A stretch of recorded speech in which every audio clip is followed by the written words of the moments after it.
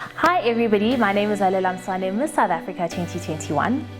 When I embarked on my Miss South Africa journey, I made unemployment the cause of my choice purely because it affects our youth primarily, and I myself was unemployed prior to winning the title of Miss South Africa, so I completely understand the struggle.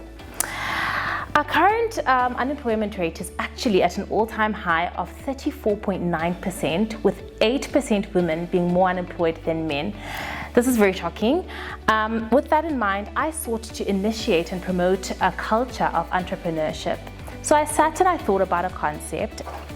I will be establishing a line of trendy t-shirts with inspirational messages called Positivities, and I will be using the #BeReady program to provide a very practical experience so that you and I can go on this business venture together.